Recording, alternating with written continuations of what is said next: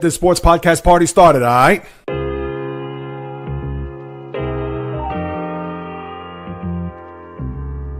The JAYREELZ podcast. Why don't you wait until July 1st to make an announcement? What a disgrace. He can rack up all these numbers in October, November, and December, but what really counts is let me see this in January. The sports rebel without a pause, delivering fast-paced, jam-packed sports talk like no other. Listen, I got to call it as I see it. He is not a good player. I'm sick and tired of having to deal with the disappointment of this franchise. When does it stop? And yes, another winter that I can sleep in peace. Coming correct, directed, in full effect. Let's get it. This is the JAYREELZ podcast. Welcome aboard.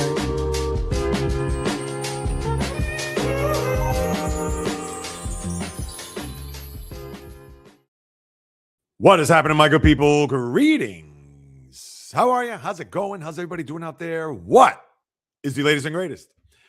Hope everybody's doing well, feeling fantastic and excellent spirits as we close in on the first week of March, but not without a big podcast as I detail all that's happening in the world of sports as this is the JAYREELZ podcast with your host, JAYREELZ. For my first timers, welcome aboard. And for those who've been banging with me going back to the very beginning, somewhere in the middle even, as early as this past Monday, I welcome you guys and gals back. And it's good to have a live podcast, which is now what?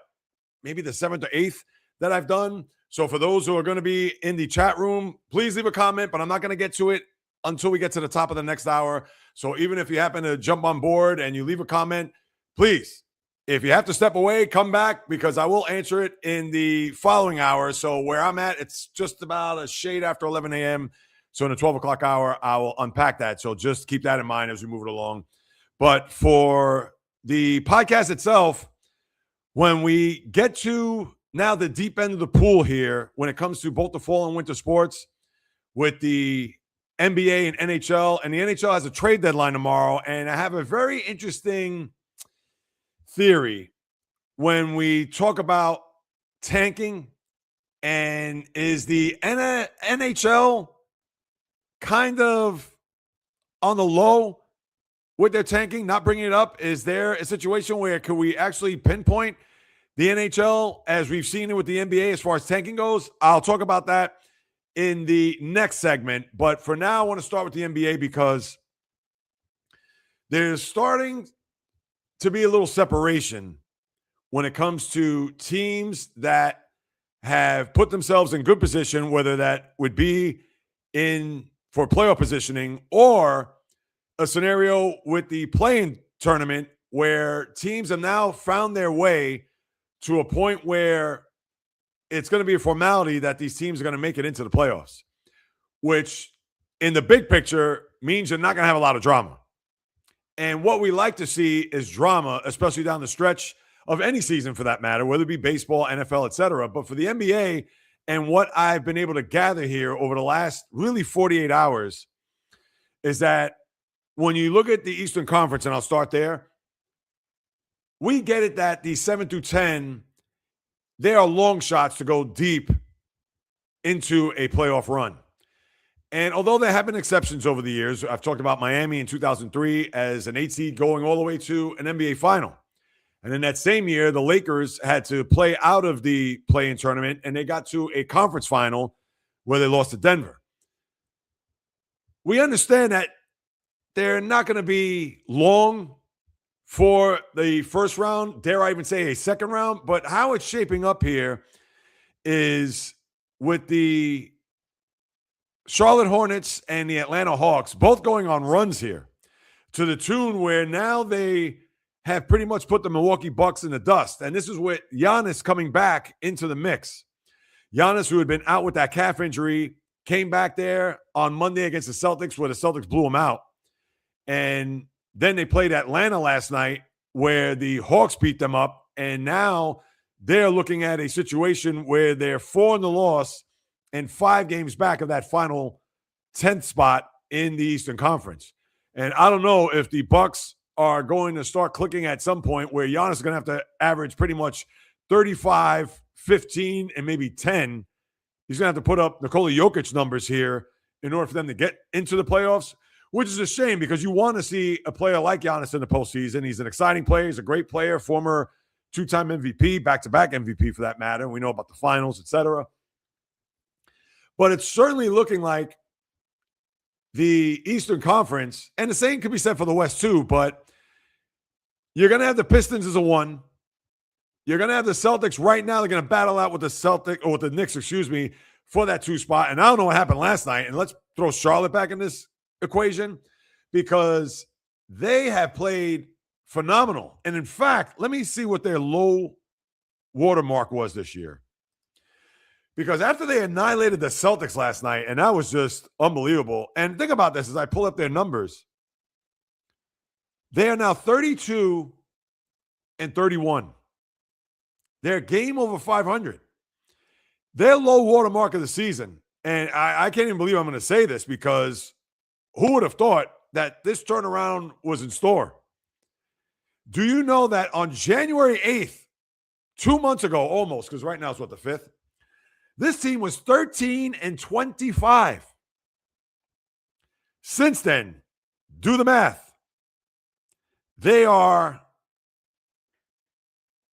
19-6. Charlotte Hornets that have had no success, even dating back to the days of when they were the Bobcats. Now, I'm not going to go back to when they were the Charlotte Hornets of the 80s when they came in as an expansion team and then, of course, built their team through the draft, whether it was Larry Johnson, Alonzo Mourning, etc. But this new iteration that were the Bobcats first when they had Emeka Okafor, if you remember going back to 2004, and then it became the Hornets. I mean, this has been a turnaround that is beyond unexpected. And after blowing out the Celtics last night, and I don't know, maybe they took them lightly. I mean, that was a thrashing where they killed them. Was it 108-90 or 10, what was it? No, 118-89. I know at one point it was 109-81. And I said, this game's over. And they think about that. They beat them by 30.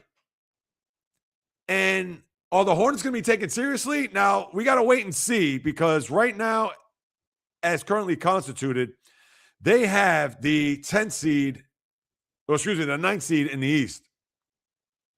And the Hawks have played well, too. They've won 5 in a row, and they also have the same record at 32-31. Now, could they push Orlando and Miami? Listen, they're just 2-3 in a loss back with Orlando having the 7th seed right now. It is not out of the realm of possibility. Now, could it even go up as high as where the Sixers are? Now, they're 3 games. I mean, think about it. Orlando, 28 losses. The Sixers have the 6th seed with 28. I can't say right now that I'd be shocked if the Hornets, maybe the Hawks, I'd be shocked. But with the way the Hornets have played here since the early part of January, would I be shocked if they're a 6th seed when it's all said and done? I can't say I would be. Now, the one thing I'd worry about with a young team like the Hornets, would they run out of gas here? And not only that, if they were to get into the playoffs, would they be dumb enough to be like, hey, we're just playing our brand of basketball and we're just going to keep flowing and going and that's it? Or will they look at it like, oh, now we see this is why it is the NBA playoffs?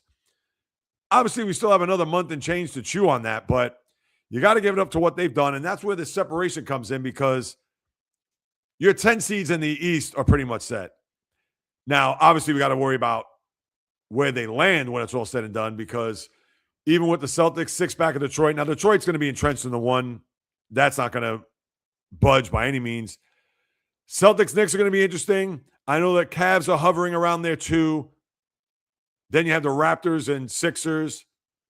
See who wants to avoid having to play the Pistons in the second round because think about it. The 4-5 is going to play the 1-8 winner, and we would think that the Pistons going to win that first round series. Cleveland, Toronto is going to play Detroit, which I think could be a good series. And we saw Cleveland beat Detroit the other day. And obviously, with the Cavs, I know the broken thumb there or the fractured thumb for James Harden is going to give him any shot. But you know how I feel about Harden, not to go down that road. But that's what you have in the East. And in the West, I get it that you have that jumbled mess from 3 to 6 where those 4 teams are separated by a game and a half, 2 in the loss. Rockets are currently in 3rd place. T-Wolves, Nuggets, and Minnesota's played well here as of late, and they're going to be dangerous, obviously led by Anthony Edwards. Nuggets have stumbled here a little bit, but in a blink of an eye, they could be a 3 seed. And that's the thing, too. You'd want to avoid having to play Oklahoma City in the second round. Now, if you play them, so be it.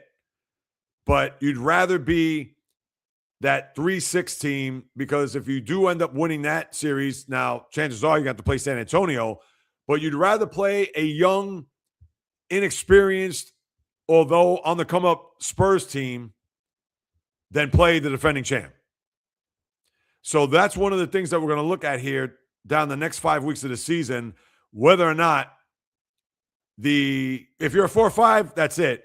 But you would think you want to do your best to try to get that 3 seed, considering 4 teams are jockeying for that position. And if you have the 3 seed and stranger things have happened, let's say the 7 seed knocks off San Antonio, then guess what? That 3 seed has home court in the conference semifinals. So, and listen, you would think San Antonio is going to win that first round series, but like I said, even with all that young talent and a young head coach in Mitch Johnson, listen, can Phoenix go up in there and beat the Spurs? I can't say they will, but they'll have a little attitude, especially if they're healthy. Devin Booker won't back down from the challenge. Dylan Brooks, I know he's going to be flexing his muscles and salivating at the thought of pulling off an upset. And the Suns have overachieved this year. Unlike years past when they had Kevin Durant, a lot of people thought that they could be a threat to get to an NBA final. So stranger things have happened. Now, we would think it's going to be chalk, Spurs would win, but whomever's going to get that 3 seed is going to be, I think, in good shape because they would avoid Oklahoma City in the second round. And then you have Golden State. We know that they've been stumbling, bumbling, and fumbling. No Steph Curry, older team, traded away big pieces. I get it. They got Porzingis, but to me, that's another guy who's always on the shelf. You have the Clippers in Portland, and then after that, you have a 5-game drop-off, similar to what we have in the East, where the Grizzlies are playing up the rear, trying to see if they could scuffle and do their best to get themselves close to that 10 seed. But everything right now is seeding. And that's how the NBA is in this day and age. And you know what? You got to even look at the play-in tournament. Now, at first, I wasn't a big proponent of it, and I'm sure you guys, if you listened to me for many years or just started following, watching, etc., I'm a traditionalist, but I do like the play-in tournament because it does give, let's say in this case, the Warriors. Now, if it was the original format 1 through 8, they'd be the 8 seed right now, but at least you get an opportunity not only once, but maybe even twice if they do lose that first game against Phoenix. If the season ended today, they'd play them in that play-in tournament. But then they have the fallback to then have a home game to play the winner of the 9-10 play-in tournament game.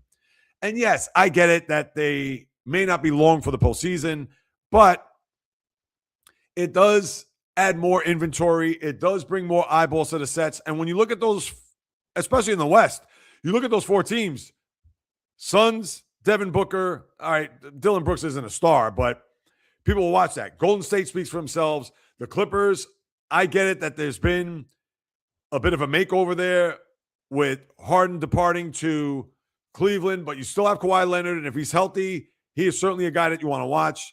Portland, okay, they're a young team, but they're not really on anybody's radar, especially throughout, unless you're just a dyed-in-the-wool NBA fan. But those are games that you'd watch. The East, I get it. Miami's a mainstay. Orlando's a young team, a good team. They were in the scenario last year. Charlotte, I'm sure a lot of people are going to want to see how LaMelo Ball and Colin Kneppel and the Brandon Mills of the world, how they're going to perform on a bigger stage. Hawks, we've seen them in the play-in tournament a million times. I understand with Trae Young, and if Trae Young could keep himself from not getting ejected, as I believe he's going to debut tonight against the Utah Jazz as a member of the Wizards. But West, a little bit more sexier. East, not terrible. But those are playing games that you'd watch. Miami, Orlando, you would think would be a rivalry, but it's not.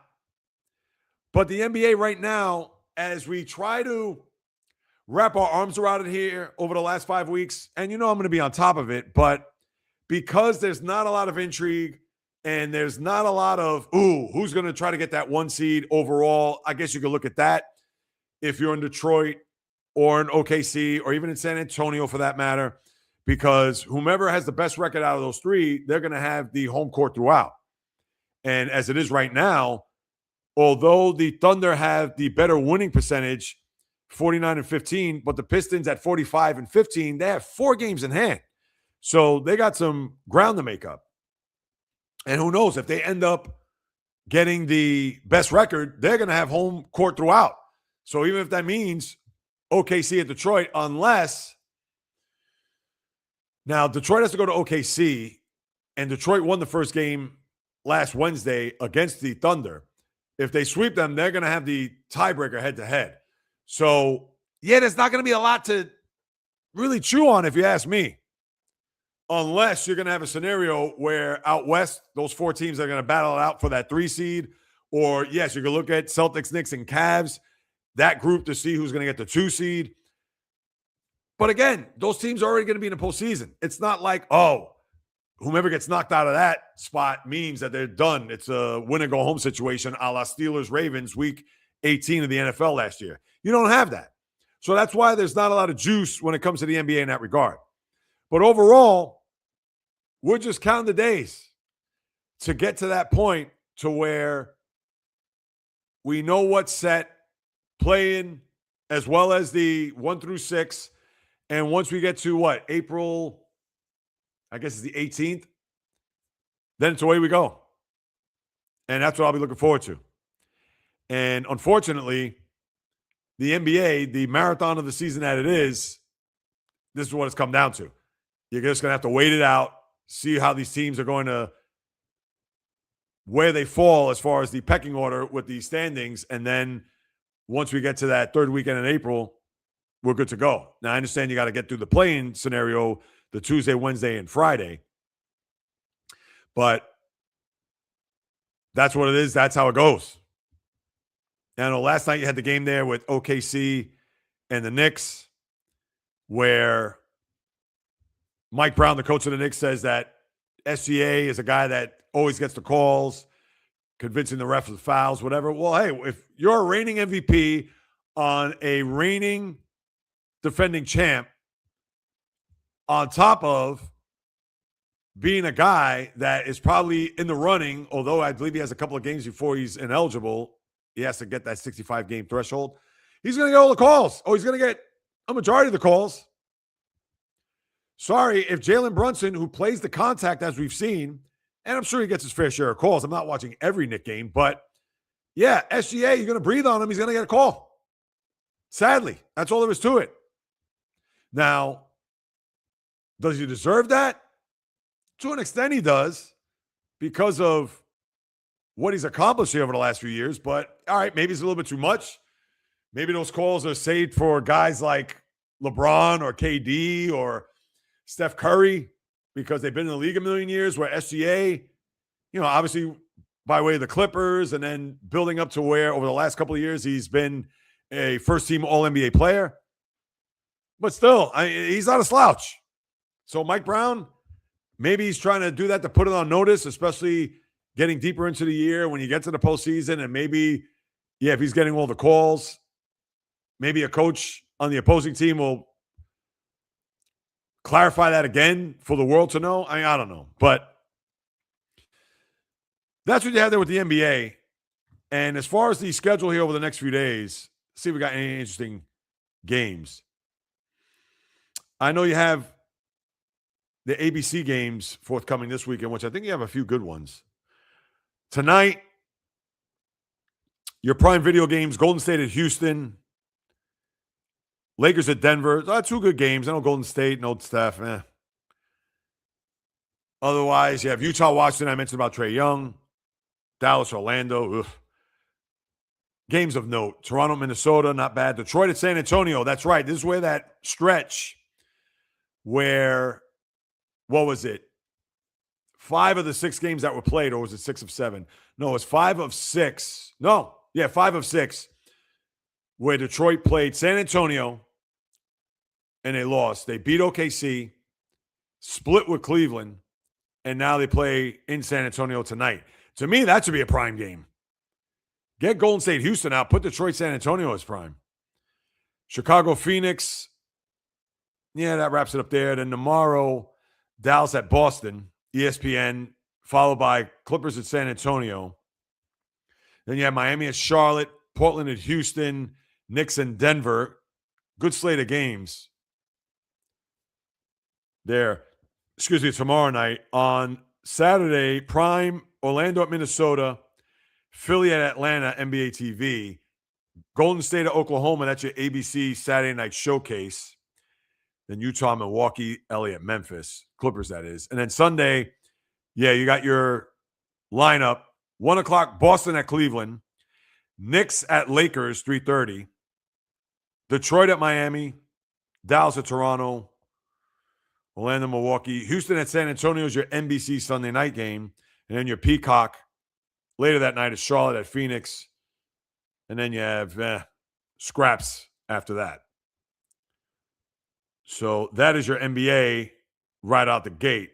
As far as the college basketball goes, now listen, you haven't had a lot here over the last few days. And as we know, 2 weeks from today, in earnest, the tournament begins. Everybody's anticipating that. And it's interesting because earlier in my podcast pregame, which I do have on the YouTube channel, 9:45 every Monday and Thursday, hop on board. I had a lot of great dialogue there with my guy Vic, Axel Foley. No, not Eddie Murphy, but Axel from Cincinnati. Shout out to you. And a lot of other newbies, as well as my diehards there. And you got to join the community, people, here on YouTube. You got to. If you're listening on Apple or Spotify, of course, subscribe.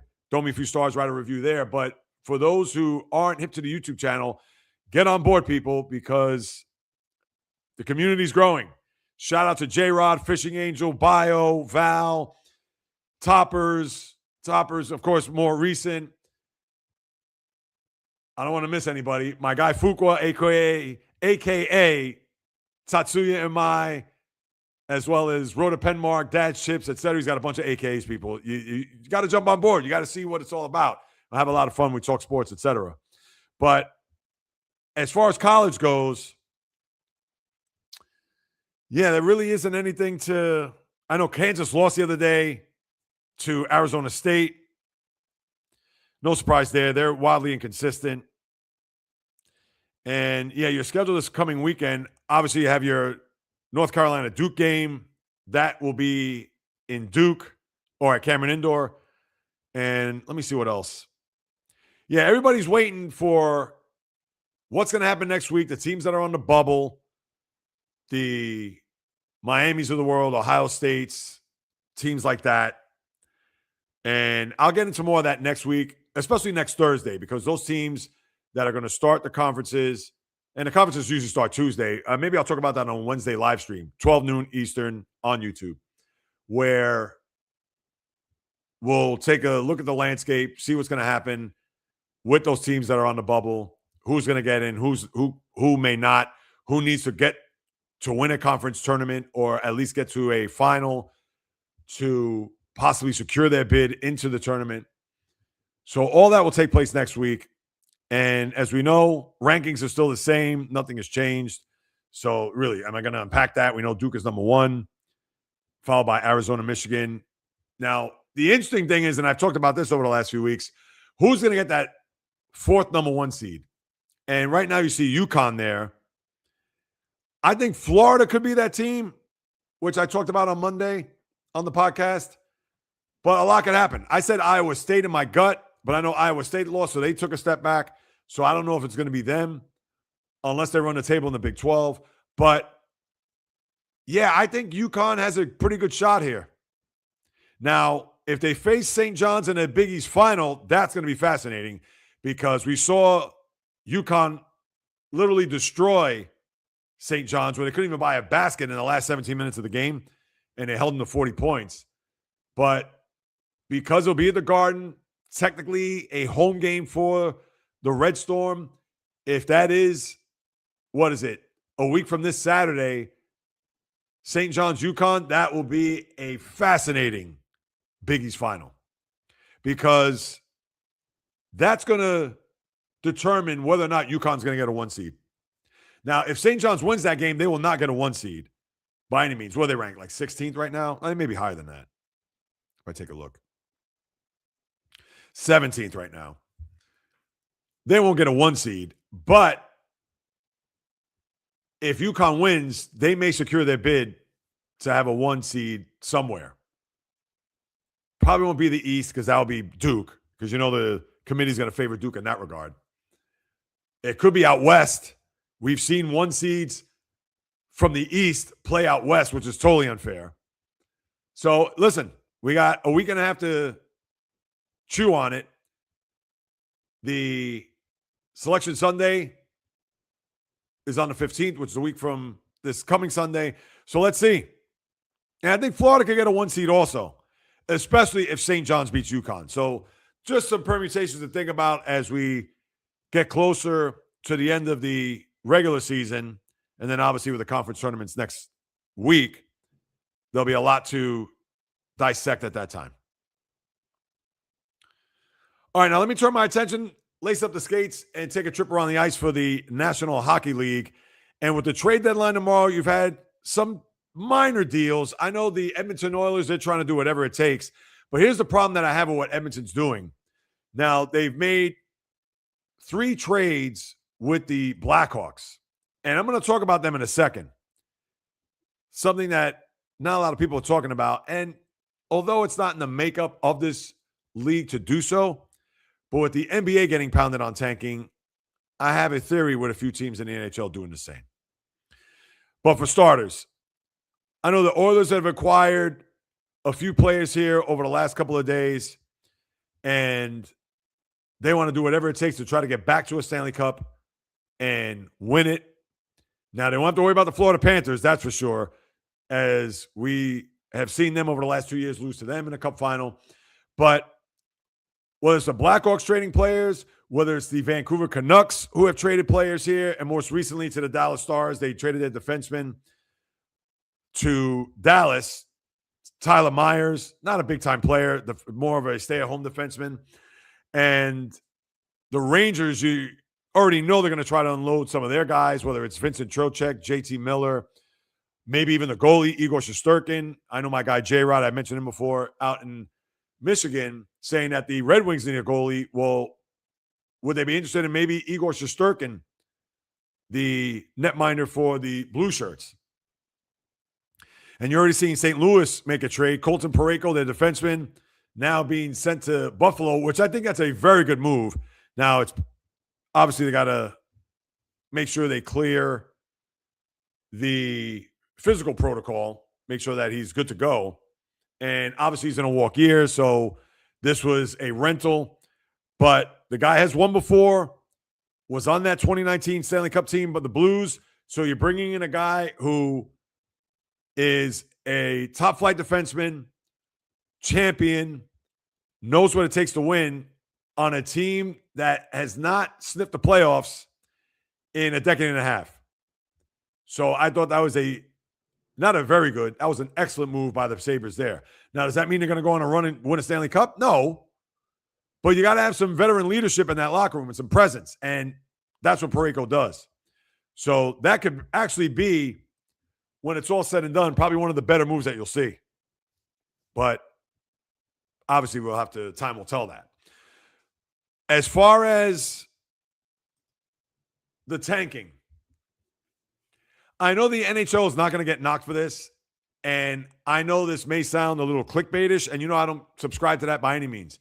But you got to hear me out, because the NBA, as we've seen, sitting out players, and the NHL doesn't do that. NHL does not believe in load management. God bless them for it. But when you look at the Vancouver Canucks, you look at the Rangers, and you even look at the Blackhawks, who are parting with players. And the Blackhawks actually played pretty well up until about probably the early part of January. And the same for the Rangers.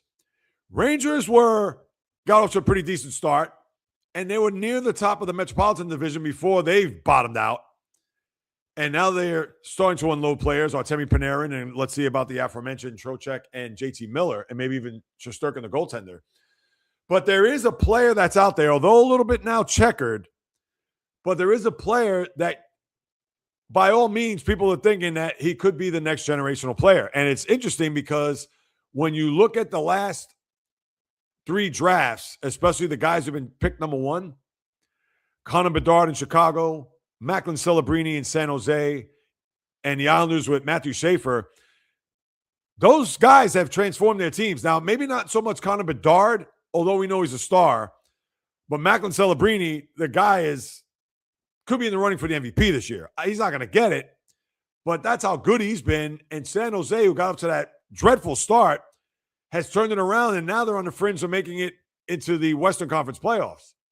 And then Schaefer, I mean, the guy, if he doesn't win the Rookie of the Year this year, there needs to be an investigation. And he's certainly turned around the franchise, albeit they lost. They got blown out last night by the Anaheim Ducks. But now you have Gavin McKenna, who's a guy that a lot of people think he's going to be the next star. And even though he had some off-the-ice issues, was part of this scuffle that broke out at the end of a hockey match. And although he's been cleared, but he does have that on him as a young player, and he plays out of Penn State. But you have to think, when you look at the stretches of these teams where Vancouver, they've lost, I believe, 22 of the last 25 games. I know they're a bad team. And I know earlier in the season, they traded Quinn Hughes to Minnesota. So not to say they had their sights set on a dismantling of the team or a pseudo tank job.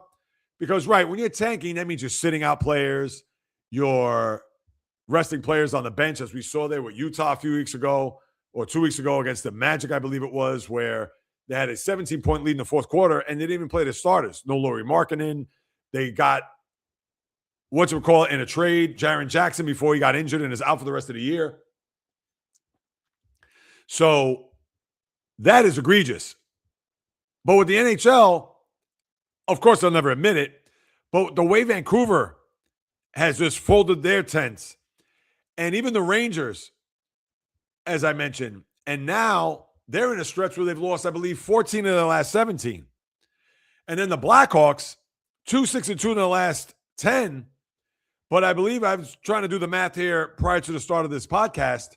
And let me see. I'll even go through it right now, just so I want to be as close to accurate and not put out anything that's erroneous. Got to hold, there's standards here, people. I got to hold myself accountable. But the Blackhawks, over the last 15, 16, however many games it's been, they're in a stretch where they have bottomed out as well. So here we go. Yeah, they have lost now. Yeah, that's 2-6-2. Wait, hold on. 1, 2, 3. I mean, look, they've lost 9 of the last 11 games. And prior to that, lost 3. Yeah, if I do the math real quick, 1-1, 1-4, 3-4. Now this is where it gets bad. 3-4 is now 3-9, 4-9, 4-12, 5. I mean, they're 5. They've lost 13 in the last 18 games. Come on. Now, tank may be strong. I'll admit that. Because tanking means that you're purposely losing games, and I'm not saying that these teams are. And, of course, it's not as if I'm watching the Vancouver Canucks on a nightly basis to see who's out of lineup, who's a healthy scratch, etc. But knowing that there's a guy out there that they could draft that could change the fortunes of their franchise, I mean, think about the Canucks. I mean, please. And I understand a couple of years ago, they were that close to beating Edmonton in a conference semifinal, and I believe they had 100 and some odd points. So it's not as if they've been the dregs of the league for the last decade and a half like the Sabres. But come on. I mean, there's a little sus going on here when it comes to that. And the Blackhawks, I get it. They just drafted Connor Bedard 3 years ago. But maybe they're looking at it here too, like, hey, we'll start trading off pieces. We got our core guys. If we get lucky with the ping pong balls, with the lottery, we get the number one pick. And the Rangers got the number one pick in 2020 when they got Alexis Lafreniere, who, let's face it, has not been the hype that he was coming out of junior. I believe he came out, Quebec Junior Hockey League. He has not. So maybe they're looking to say, all right, let's trade some guys, improve our lottery chances, and if we're lucky to get Gavin McKenna, then away we go. So just a thought, people. I mean, the NHL, they don't follow suit like the NBA. You can't say the NFL, maybe to a certain extent. Teams tanking. I mean, look at the Jets. Jets in those last 6 games, they were embarrassing. But football is that much more egregious when you don't see a guy go out to tackle or is dropping a pass or is not going all out on a route or anything like that. But, yeah, the NHL, I mean, besides that, unfortunately, is there a lot to really chew on besides some of these minor deals that have taken place? You know, I know Utah. Calgary's another team you could throw in there as well. Utah's made a trade for Mackenzie Weegar. And I don't know what kind of trades you're going to get here between now and 3 p.m. tomorrow. Now, I don't think you're going to get any of the blockbuster variety that you've seen with the NBA here, where we saw Porzingis get traded. We saw, it was another big deal that kind of surprised us. If I pull up the teams, let me see NBA. What was the other trade that we were kind of like, oh, wait, we weren't expecting that to happen? Oh, Jaren Jackson going from Memphis to Utah. Obviously, the James Harden deal. So I don't think we're going to see that with the NHL. The star player, or unless you're going to get a player that's on the last deal of his contract, where it's pretty much a salary dump. Well, that's not a salary dump. I take that back. But they know it's an expiring contract that, hey, we're not going to lose out here considering that the team's going nowhere. So I'll be on top of it. Stay tuned to the channel for any blockbuster trades or any big trades that are going to happen with the NHL because, again, the deadline is tomorrow. And as far as, yeah, I know, then they're having this, the Capitals and Rangers are having this Inside Out game, which I know it's that Pixar movie that's coming out. I guess they're doing similar to what the NFL and Nickelodeon has when the Nickelodeon does their own broadcast and they make it playful for the kids and really G-rated. I guess the NHL and Disney, ESPN, they've now had this collaborative effort where they're going to have a broadcast April 5th, 7 o'clock with the Inside Out characters for this Disney Pixar film. Again, it's content, anything to bring eyeballs to the sets, even the young kids, and that's all that is. I mean, it's all about content in this day and age. So now let me see what we got as far as as I'm looking at this here. Okay, let me see what we got as far as the schedule here for the NHL over the next few days. Leafs and Rangers tonight. I bring that up. The Leafs are in trouble. As we know, I don't think they're going to make the playoffs. And their head coach is in trouble, which I love, Craig Berube. So Toronto, just keep them in mind as we move down the stretch of the season. And I don't think they're going to click. Utah at Philly, Buffalo at Pittsburgh, Florida, Columbus, Boston, Nashville. Not a lot of good games tonight. Islanders are in LA to play the Kings after that loss last night in Anaheim. And then I'll go up to San Jose. I believe that game is Saturday. Tomorrow, Florida, Detroit. And by the way, Buffalo, Pittsburgh, Islanders, Kings are ESPN games. Colorado at Dallas tomorrow. That is a big game. And I'll go through the standings in a moment. That's an enormous game. Dallas, last I checked, I think it was 6 points back. But we'll get to that in a moment. Whoa. Here goes your game that is, I don't want to call it the Tank Bowl. Vancouver and Chicago. Carolina, Edmonton, good game there. Montreal, Anaheim, Minnesota, Vegas, St. Louis, San Jose. Saturday, your ABC double dip. Washington at Boston, 12:30. followed by New York at New Jersey, Rangers, that is.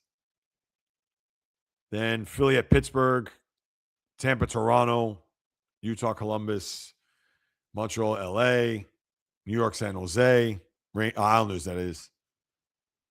And then Sunday, TNT doubleheader, Minnesota, Colorado, very good game.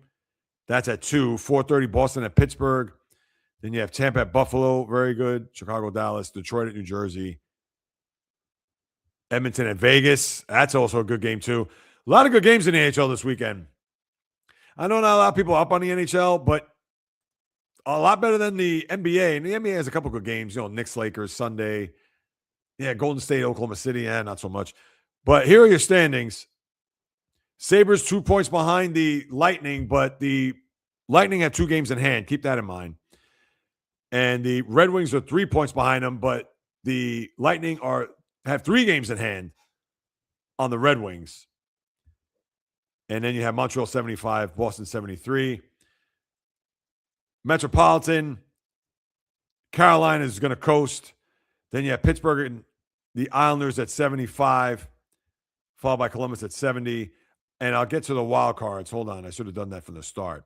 Montreal and Boston are your wild card teams. And then you have Columbus 3 points behind Boston, followed by the Caps 4 points behind. And then you have the Senators and Flyers 6 points behind. And forget it, Toronto's 8 points. I won't even include Toronto at this point.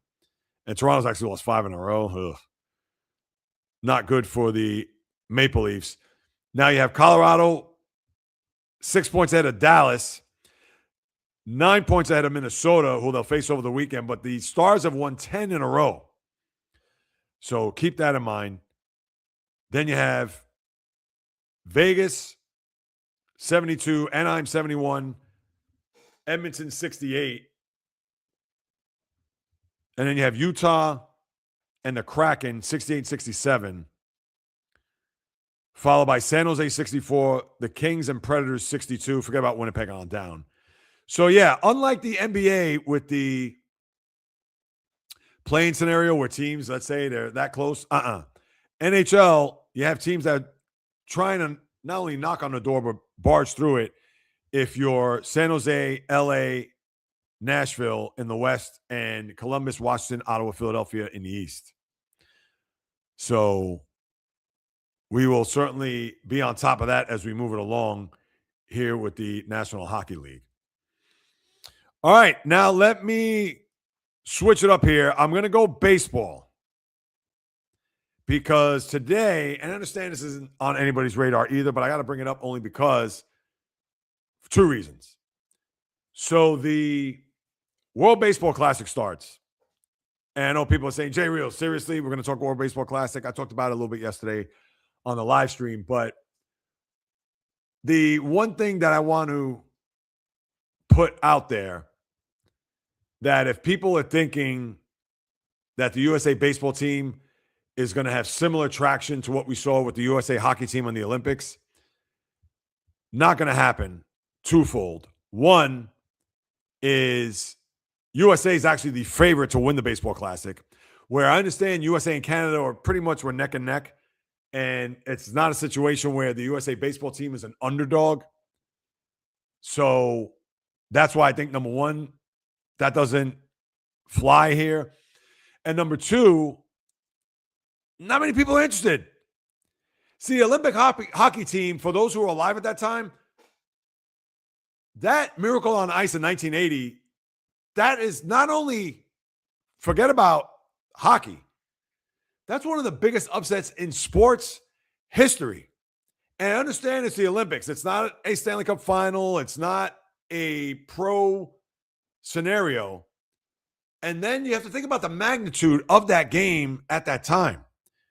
You had the Soviets, who were by far, I mean, they were a machine at that time. And you had the U.S. players, they were all amateurs. There were no pro U.S. hockey players on that team. Far from it. And as it was, you didn't get the pro players playing the Olympics until, I believe, was it 92 the first year? I don't think it was 88, maybe even 92. Because remember, you had the dream team in 92 for college, not college, for basketball. You had the pros play in 92, and therefore that's when I believe they got the traction to where the NHL players were now on that stage. So, yeah, you don't have that. You don't have that feel with the baseball because it's a winter classic. It's a baseball classic that's been around. Funny enough, it's been around 20 years.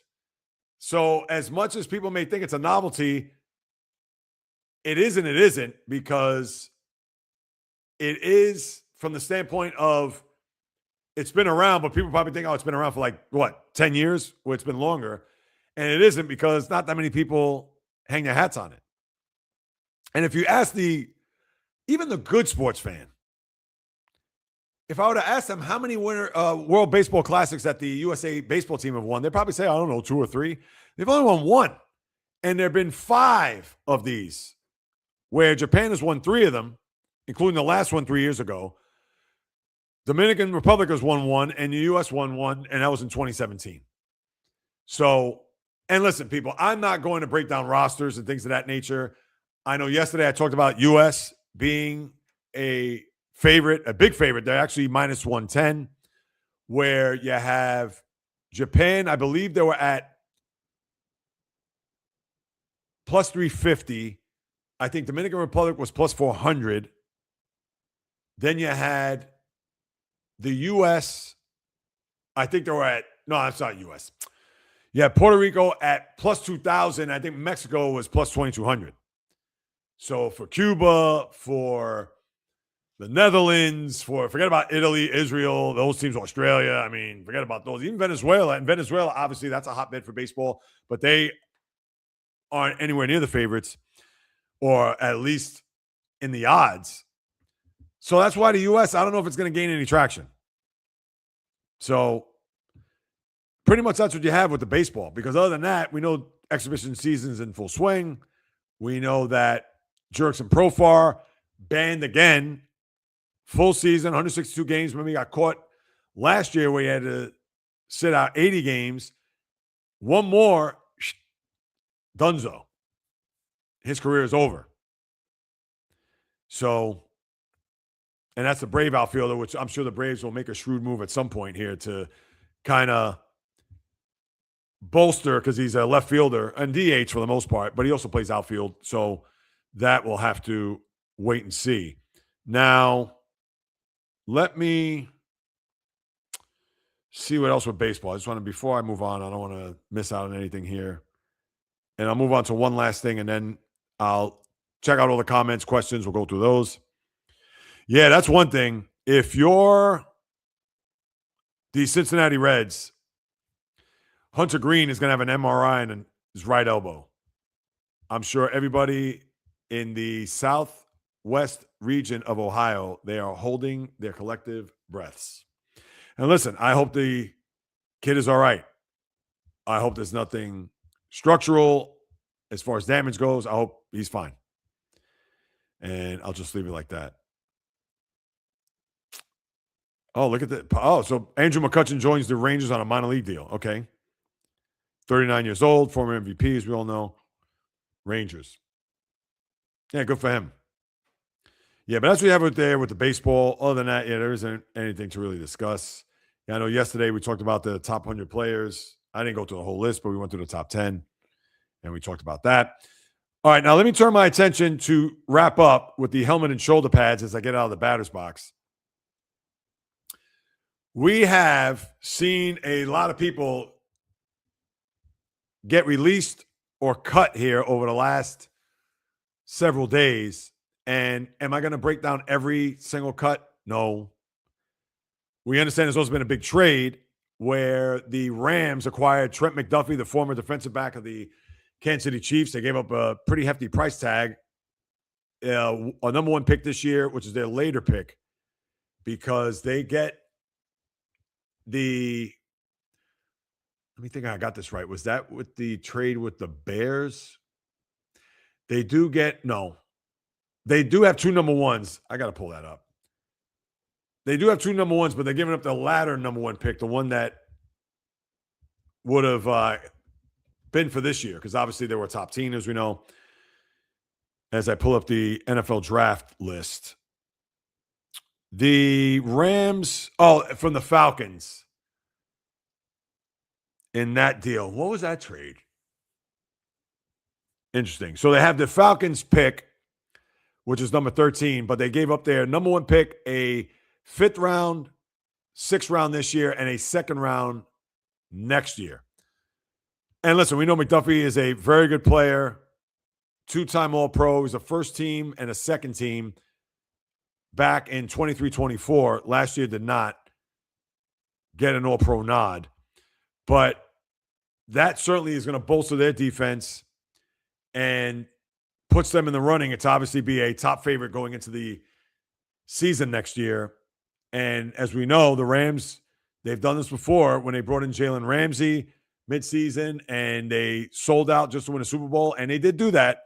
Now, there were a couple of lean years, not too bad, but then they rebounded nicely to where they got a lot of those draft picks, the guys that they hit on, the Jared Youngs, Jared Verse, the Kobe Turners of the world, guys like that, to where they've restocked their defense post Aaron Donald. And now adding Trent McDuffie, it is go time. They're saying, we want to get back to the dance, win the thing, and hopefully, with the game being played in their building next year, have their quarterback go off into the sunset as he returned for one more year. Stated that in the NFL honors after capturing his MVP.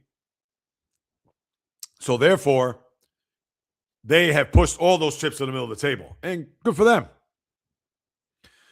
But as far as the cuts, whether it's Kyler Murray, no surprise there. And people have asked me, JAYREELZ, what do you think? Kyler Murray, you want him on the Steelers? I do not. Nothing against him, but we did that a couple of years ago, albeit much longer in the tooth. Not the scramble capability that he once had, and certainly not anywhere close to what Kyler Murray has now, despite all of his recent injuries. But Russell Wilson, that's what he is. Now, he's better now than Russell Wilson is now, but it's not saying a lot because Kyler Murray has ability, escapability, extending plays. He's very good, but he's small. A lot of balls batted down the line of scrimmage. And, yeah, I'd go elsewhere. Now, we understand the quarterback position as far as free agency or trying to get one is slim pickings, but I still wouldn't want him on the team. That's just how I feel. And then you also have Kirk Cousins, who you know is going to be released next week. Who knows if the Steelers are going to dabble with that. Early in the week, you had David Montgomery getting traded. I think I talked about that on the podcast, though. And I thought that was a very good deal by the Texans to bring in Montgomery. Their running back situation is an atrocity, considering Joe Mixon was out all year with his, I believe he had, a foot injury.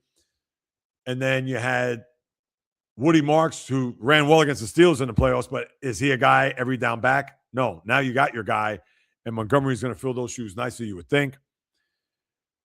We see that Stephon Diggs is going to get cut from the Patriots. I was asked that this morning on the live stream. Do not want him. He's going to cost you a lot, and I hate to say it, he is a headache. He's got this felony thing hanging over his head, and who knows what's going to happen with that. You got Mekhi Becton. You got Jonnu Smith. Mekhi Becton, formerly of the Chargers. Jonnu Smith, who they traded last offseason from Miami. He's released. And Aaron Rodgers, I can't go down that road with Aaron Rodgers right now. I know he was on with Pat McAfee, and he talked about what is the likelihood of him returning to Pittsburgh and Mike McCarthy. And he did say nice things about McCarthy, so there isn't a rift between the two. A lot of people thought that was the case before McCarthy got fired in Green Bay there a few years back. But I just can't get into it with Rodgers right now. And then you have Drew Dahlman, the Bear center, retiring at the age of 27. That's a pretty big loss, considering that's the guy that snaps the ball to their former number 1 overall pick in one Caleb Williams. So I'm sure that's going to be a priority, whether in free agency or the draft for the Bears, to shore up that offensive line, to make sure that Caleb Williams is going to be upright. Indianapolis did something that you hadn't seen in a million years. They put a transition, not a franchise, tag on Daniel Jones, which means that they can match any offer. If a team wants to sign Daniel Jones, that they have the match to refuse whomever's going to try to sign him with their own offer. A little gutsy, because I'm sure there's one drunken GM or owner that says, hey, Daniel Jones, you played well. Let's sign him to a long-term deal. And it probably won't be long, 3 years tops? But let's see if Daniel Jones stays or if he goes. And then you have a lot of these teams that are pairing these players. And that's how it is, because Wednesday, which you're going to want to join the live stream next Wednesday or this coming Wednesday, obviously all that's going to happen with the free agency and who's going to sign where, heads are going to be spinning, especially with me trying to track down and figure out where these players are going. So you definitely want to tune in and join me for that one. But that's the NFL this time of year. And it's going to be, I don't want to say fascinating, because I looked at the free agent list yesterday. Not a lot to really, and generally it's interesting because you're not going to get the big time quarterback that's going to be out there. You know, that person's going to get re-signed, or, you know, there's going to be wide receivers. There's going to be running backs. There's going to be pass rushers. There's going to be offensive linemen. So you're not going to have that one guy that, oh, wow, such and such quarterbacks out there. Joe Burrow's not hitting the free agent market. Josh Allen isn't doing the same. Lamar Jackson, et cetera. Now they're going to have to pare back as far as restructuring salaries. They did that in Dallas with both Dak Prescott and CeeDee Lamb. But as far as having an offseason where you got to get under that cap and try to bring players, listen, and I'm not a capologist, so I'm not going to sit here to say, oh, yeah, I know this, that, and the third. But it is tricky to pare down your roster to the point where you have enough flexibility to bring in these guys, because if you don't, you're going to be left in the dust with everybody else, and it's going to be almost Black Friday where people are going in the bins, throwing around to try to get that left tackle or that corner or maybe even special teams player, whatever it is. So stay tuned here on the channel for more, especially as we get closer to the start of the new season next week. And a couple other quickies. Falcons are going to play Madrid next year. I tell you, if the NFL could go to the moon, they would. They're trying to expand their global reach, the brand. I get it. Doesn't mean you have to like it. So that's all I say. As I've said before, and I'll say it again, I don't love the international games because, as it is, you're watching football from 1 to about 11:30. And think about this, people. I hate to even say chew on this, because this is going to be a reality at some point. The NFL, they're going to do their best to have a slate of games from almost start to finish in the NFL season. They're going to want to go 16 weeks. I mean, think about it. They've gone to London, as we all know, Munich, Dublin. They're going now, Sao Paulo, as we've seen, Rio. Those are two other places. They're going to Australia. I said Munich, Germany. Now Spain. What's next? The Far East? Or they're going to play in Tokyo at some point? They're going to go down under. And they're going to try to expand that schedule, especially once it gets to 18, because then what they could do is they could take those, I would say, first 16 weeks and have the schedule dispersed out to all these locations. And there's several right now. It's not like they're going to 2 countries. They're going a ton, and a ton of cities in one country. Munich, Dublin, and London. They go to 2 different stadiums as it is, Wembley and Tottenham Hotspur.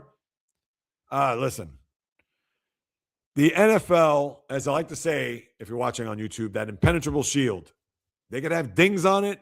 There could be a little bit of a crack or bend or whatever, but it doesn't matter. The people cannot get enough of these games. And I'm not going to get on my soapbox or get on my high horse to get into that. No, I won't.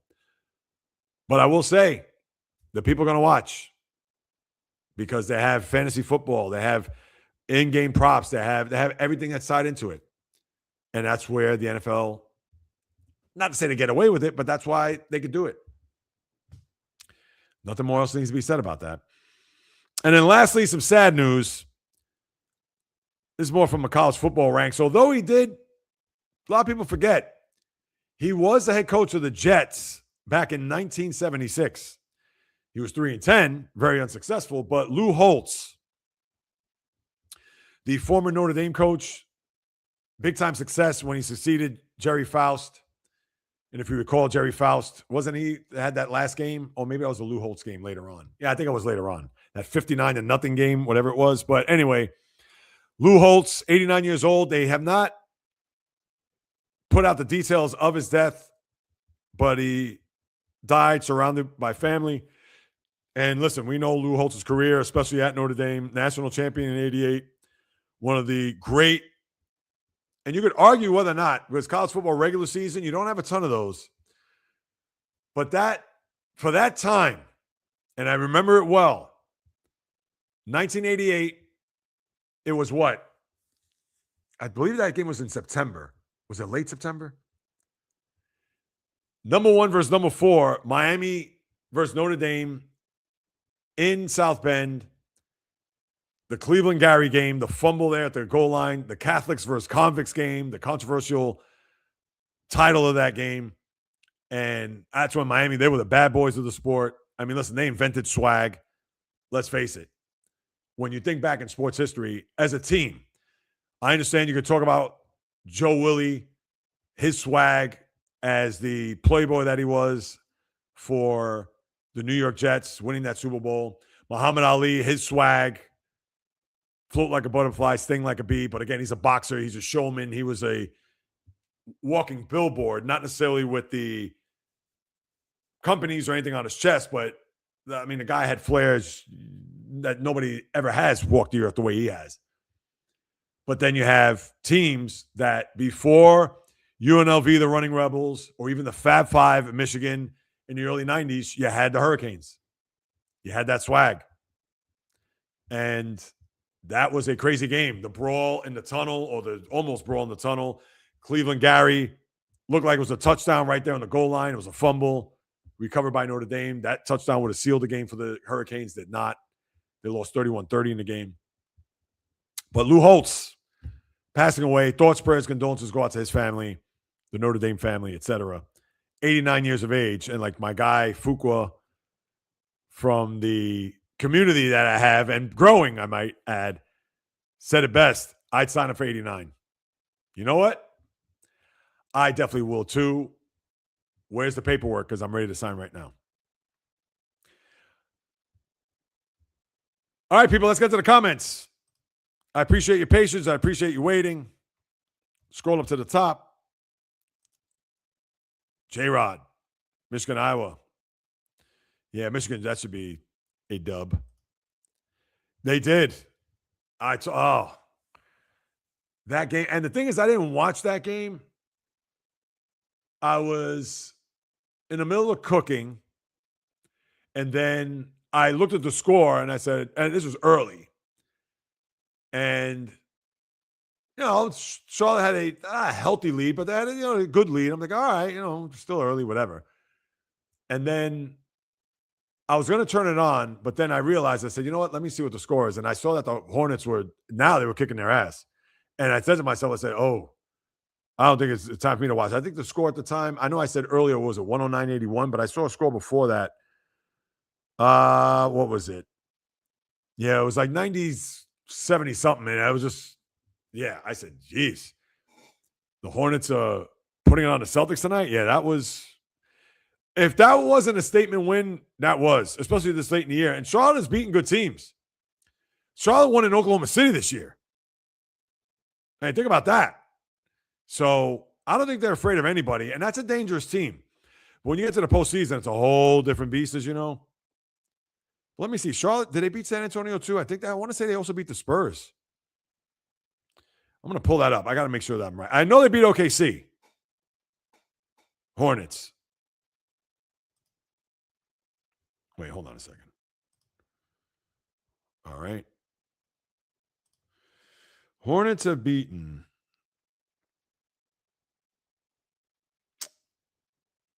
Yeah, they beat the Rockets in Houston. Now, I lost to them just recently, I think, right? Didn't they lose them the other day? And they beat the Spurs. Yep.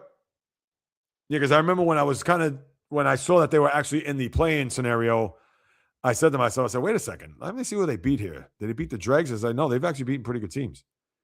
Beat the Nuggets in Denver. And they beat a 110-87. Yeah, I mean, listen. Won in LA against the Lakers. That is going to be hey, listen, I hope they're building something there. I'd like to see it. Bills trading for Is that right? Bills trading for DJ Moore? Bears have agreed to a trade to send DJ Moore to the Buffalo Bills. Why would the Bears do that? Listen, I'm not making DJ Moore out to be Jerry Rice, but you're actually taking a weapon away from Caleb Williams. Listen, from the surface, now,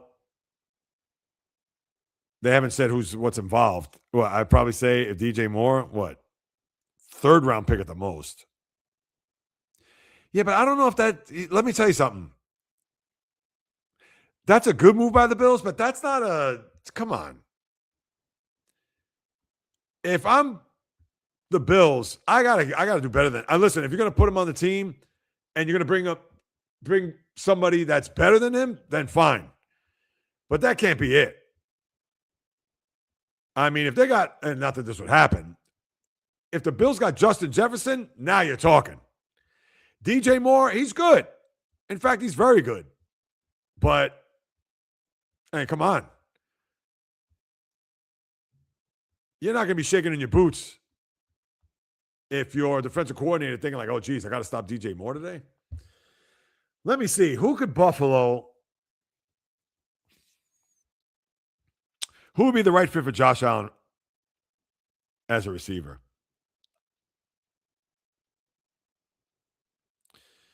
If there's one guy. Yeah, I'm thinking in division, but they're not going to do that. He's on Jacksonville now. Is what's called? He's on the Jaguars, isn't he? Calvin Ridley. What about Calvin Ridley?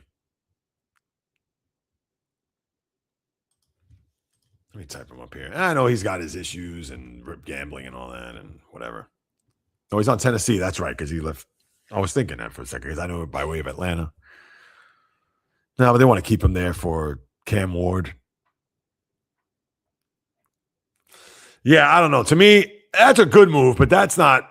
If I'm a Bills fan, I'd be like, okay, what's next? You got to give me more than that. The novice, hottest team in the NBA. Yeah. I agree with you, man. They're going to be tough. Pistons have to start making 10 points. Wow. See, the thing about the Pistons, Jay, is that who is your second guy on that team to go to in crunch time? That, to me, is the big question. Oh, Fishing Angel. I appreciate you. I thank you.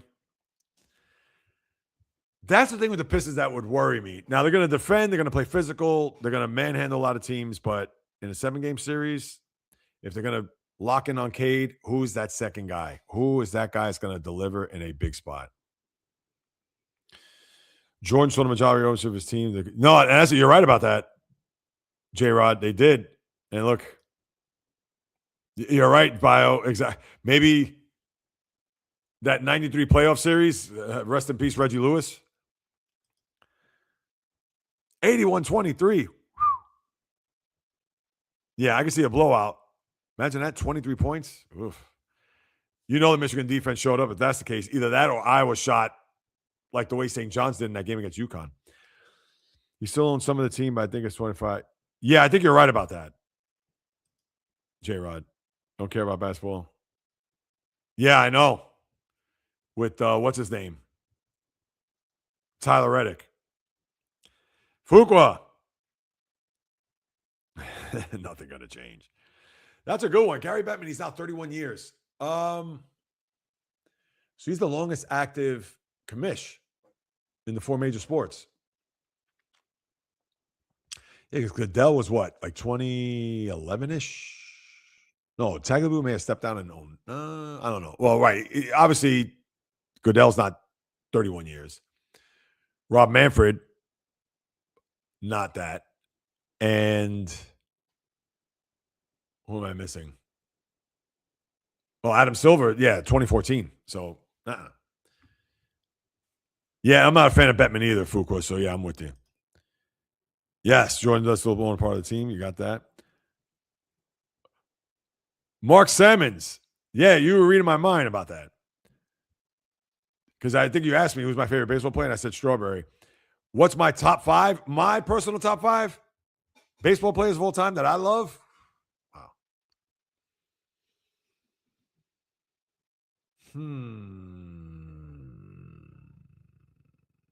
Yeah, I'm not talking about like top 5 because obviously Strawberry's not a top 5 player all time.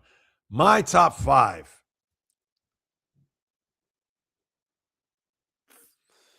It's a good question. I will say this, and I'm not ranking them in any order. The one player is really a pitcher that I loved watching was Pedro Martinez. So he'd be up there. Tony Gwynn, I loved. He's in my top 5. You see, Strawberry I love, but Strawberry's not in that class, though. Hall of Fame talent, but who else I love? I love Keith Hernandez. He's a Met, but he was great. First base. I know my top 5's all over the place. Yeah, I know how much I've talked about Griffey. But somebody I love that, like, just when I watched, like, you just had to watch. You know who's in my top 5 too? And again, he doesn't get a lot of fanfare, and I've talked about him when we talk Hall of Fame. I loved Albert Bell. Yeah. Yeah, I guess that's my top. I loved Albert Bell. And he was a DH, when you think about it. He was a butcher of an outfielder. But yeah. Yeah, I guess that's my top 5. Now, if you're going to ask me, like, who I think are like the top 5 players that I've seen in my lifetime, I mean, Bonds, I'd have to say. Bonds, A-Rod, no order. Bonds, A-Rod, Griffey. Now, I understand I didn't see the bulk of his career, but Johnny Bench.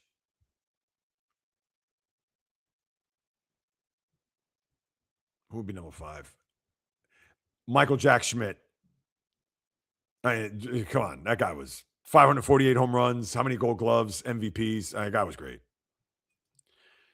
Jordan wasn't a good. Yeah, that's true. Yeah, they're not built like that. You're definitely not built like that. You're right about that, Denovis. I agree.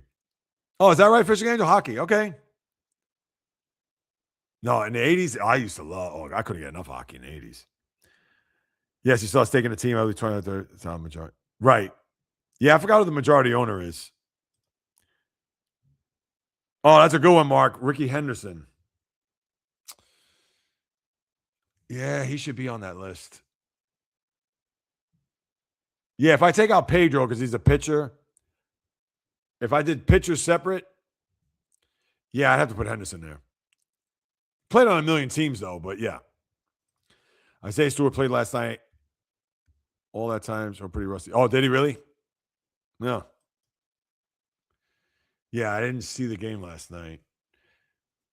They need a kind of owner because playing for Jordan is hard. Yes, racing Jordan.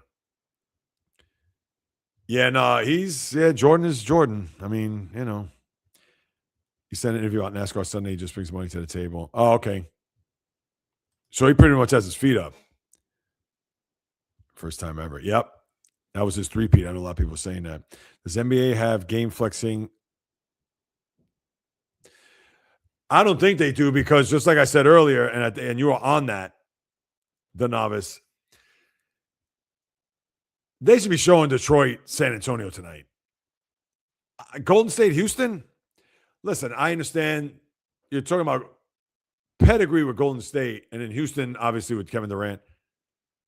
Yeah, Detroit San Antonio needs to be on. I wish they would flex, and they should. Why not? It's like the NFL. Oh, we got to tell you a week ahead where you're not going to play at 8:15. You're going to play at 1 o'clock or whatever.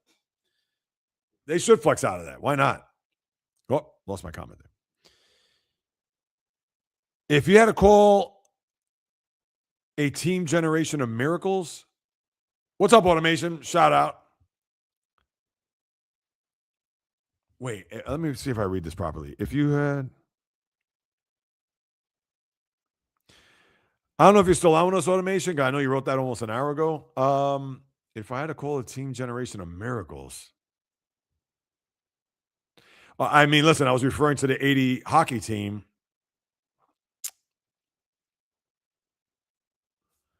Team generation of miracles. Yeah, I don't know if I were to. Yeah, I don't know if I could answer that. A team generation of miracles. Like, who got lucky in one? Listen, if you come back, Mark, let me see. You know what? I'm going to scroll down, see if you've written anything. No, I don't see anything. All right. Oh, so you're talking Mets then, Mark, right?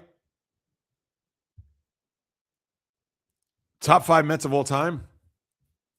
Now, if you ask me my top 5 or what I would think, I mean, listen, first and foremost, number 1 is Tom Seaver. I mean, that goes without saying.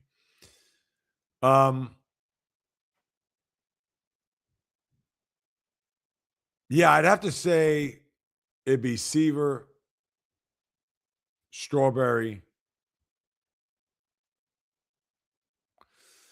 I mean, Carter was that missing piece, but he was just there for 5 years. I know you said Dwight Gooden. Yeah, Gooden's up there for me, but yeah, that's not tough. But I would have to say Seaver, Strawberry, Hernandez. I'd throw Gooden in there. And you'd probably have to say Piazza, too. Yeah, John Franco, I wouldn't say. And Piazza belongs in there, I think. Yeah, because Jordan's only the best for his team and his fighting. Yeah. Oh, yeah. He's definitely a competitor. Low sports fans, people love drama. Yeah. Yeah, I mean, that's what I'm sure they are attracted to that. Shaz Agdal. Yes, thank you, Novice. Of course, my guy Val B. No worries. All the hellos, Macklin Will. Mike Brown. Look at that. Val, Trent Brown. Yes, I saw that too. 1-year extension. All right, let me just scrolling down after all the hellos and the thank yous. And all right, I personally feel that the NHL needs to get new people in the stands because if you see. Yeah, NHL is better in person, without question. Yeah, and I know. And they say, oh, our digital platforms are doing well and the ratings are great and so on and so forth. Yeah, regular season, I hate to say it, not that many people care about. And although you have good games this weekend, but it just doesn't resonate with the casual fan or even the average fan, the NHL. You got to be into it in order to really follow it. Has the worst PR team in all the majors. Yeah, I wouldn't know that. I could argue the NFL has the worst because when it comes to the off the field stuff, whether it's the domestic violence / PED user, I mean, you could go through, let me see. Well, the thing is that you could have, and they've had murderers, and it's like they just dust dirt off the shoulder, which is nuts. But yeah, I don't know. That's a tough one to answer. Major League Baseball is the worst PR. I don't know. I have to give that some more thought. Yes, we saw about DJ Moore. Surprise question and comment saying is coming up. Don't forget to speak your mind, and Jay will get to you. Yes. Oh, I appreciate that, Donavis. Thank you. Yeah, DJ Moore. Yes. I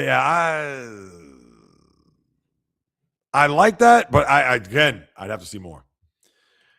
Val, Rangers, Andrew McCutcheon. Yes. Minor league deal. Bio. Really?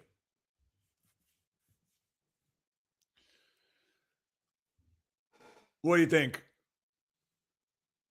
Now, it's probably going to have to be what, 1 year, 15 million?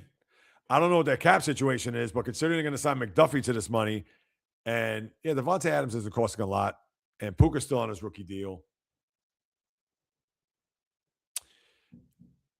Could it happen?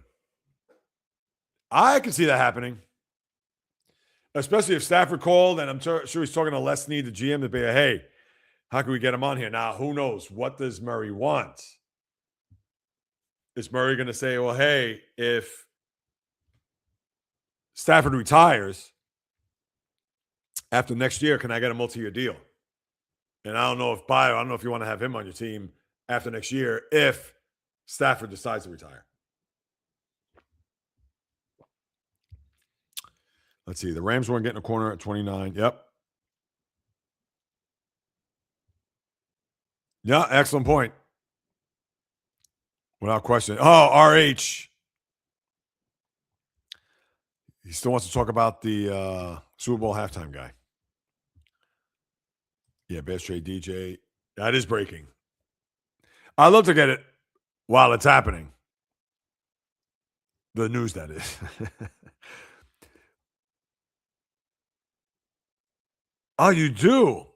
Well, that's good to know because I don't listen. Not that I'm polling people. Oh, what do you think about the international games? Do you like them? Do you this? Do you that? No, I get it. But yeah, in my household, forget it. I understand, watching sports is what I do, but could you imagine and there's usually that stretch from like late September to early November where there's like 5 or 6 international games. Last year, the Steelers were in Dublin where they played the Vikings. Yeah, I was up early to watch that. I mean, I got to watch that. But yeah, if it's Houston, Jacksonville, oh, God, jeez. I'm sorry, I can't. I know international game, good time. Yeah, it is. Oxymoron for sure. Yeah, there has to be more to the story. I know. Yeah, it's probably not.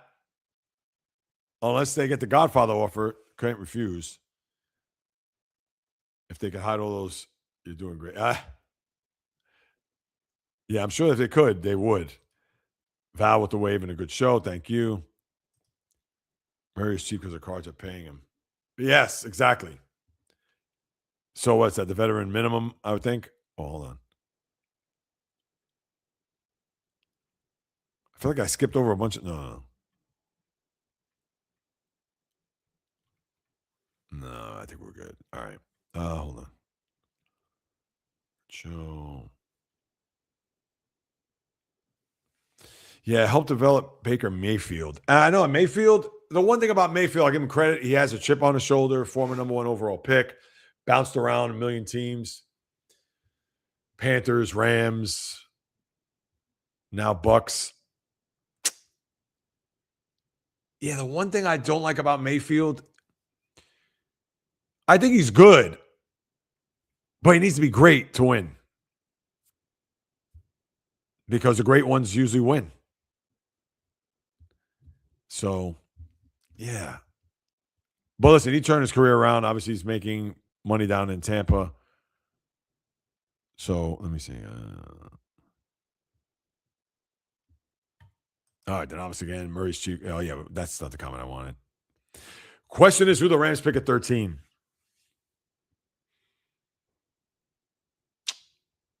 I would think, would they go O-line? I saw that mock draft yesterday. I would go O-line. Defense, you're set. Your skill positions on offense are set. I mean, think about it. You have receivers, you have tight ends, you have running backs. I would say O-line.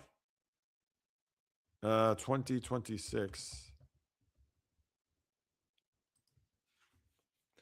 I'm going to go through a couple of these. Not that these mean anything in the grand scheme of things, but, at least you could base it on something.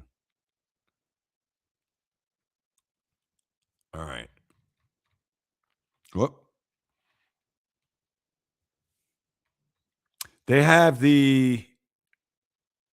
Oh, that's right. Kenyon Sadiq, the tight end. That's one mock draft. That's on ESPN.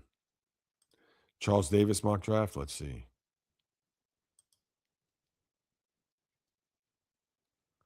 $13. Mekhi Lemon, the wide receiver at USC. All right, I can see that.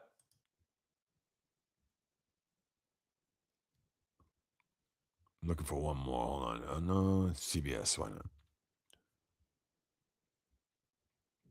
Yeah, if they say a wide receiver again. No, they got him picking Ken. No. Yeah, see 13. Monroe Freeling from Georgia.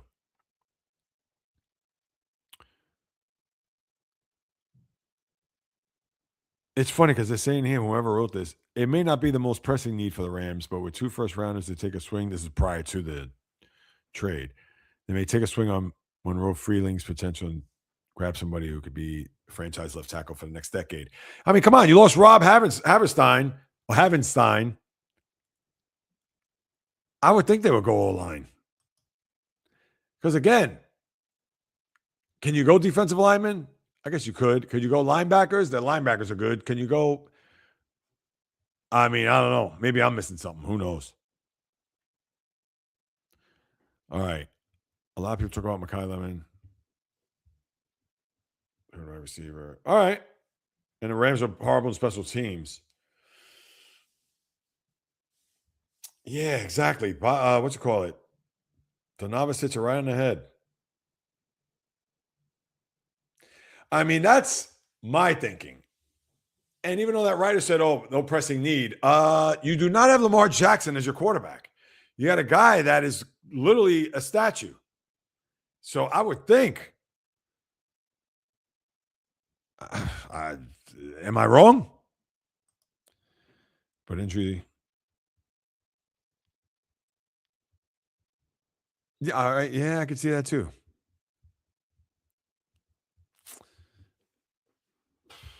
Yeah, I can see that too, Bio. Oh, yeah. Alec Jackson. All right. Well, yeah, if you think that he's going to be the guy that's going to fill in and do a good job, then, Reed, greetings. Have I watched the NHL draft? I can't say I have recently. That's for damn sure. And you thought I would? No, you know what? That's a lie. I did watch. I watched just and the Islanders had 3 picks in the first round this year. I did watch when Matthew Schaefer got selected and when the Islanders had the back-to-back, 15 and 16. But that was it. I never heard anyone say I'm watching it. Yeah, I never heard either. Hold on. Yeah, I never heard it either. 1,000%. Or even the Major League Baseball draft. Who watches that? And I'm a baseball guy, but yeah, I haven't turned that on. Maybe if the Mets were drafting number 1 overall, I'd be like, all right. But I have not watched that. Let's see what else we got here real quick. Yeah, Texans reached deal to sign Trent Brown.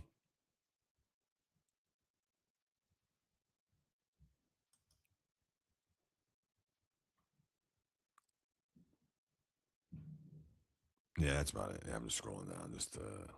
All right. Oh, is that this weekend? The Arnold Palmer Invitational?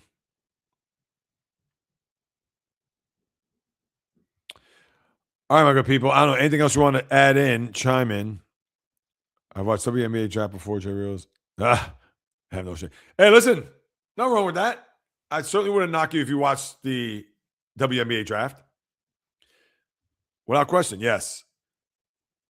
People watch the NFL. If you had to do it in order, it's NFL, NBA. I mean, take your pick if it's MLB or NHL, but they're both on the bottom rung. I've never heard that either. Oh, WNBA, yes. But if you did, listen, I ain't mad at you. I wouldn't judge you. I watch NFL. Yeah, look at that. When you had those players get drafted.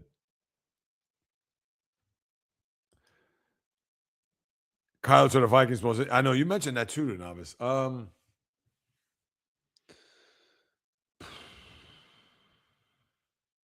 Kevin O'Connell's your coach. Listen, I wouldn't touch him. Yeah, I would. I don't know. That's interesting.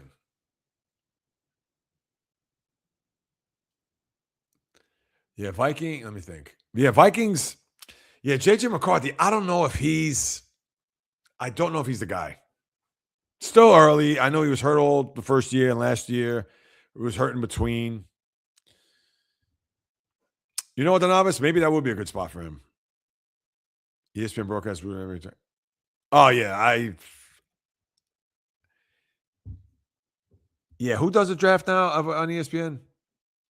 Stephen A. on that? No, I don't even know if he is anymore. Was that like Reese Davis and Jay Williams? I don't even know. I've watched it. Oh, is that right? So then you're if that's the case, as I'm reading Reed's comment, if that's the case, Val, you watched the NHL draft 2024 because that was Celebrini. I'm sure that was a good one.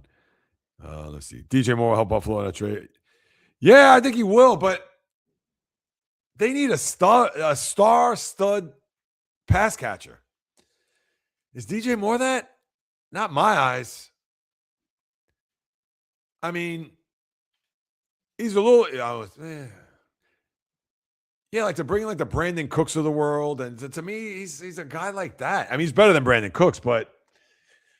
And I understand number one wide receivers don't grow on trees, but if I had my druthers, I'd have to sit and think about that though. If I had to, you know what? Let me pick a team. This is what I love. I get intrigued by this. Come on, NFL.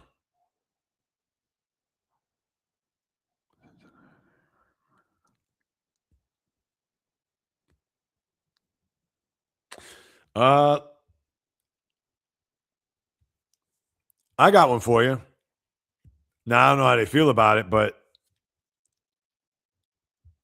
what if the Bills went to the Saints and said, "What can we get for Chris Olave?"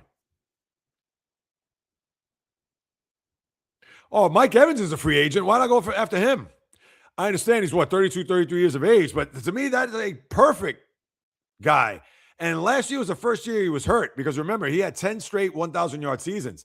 Mike Evans, I think, would be, and again, you got to worry about injuries, and that's the guy I'd be calling. And I understand they may call him. They can't do it until the 11th, so next week.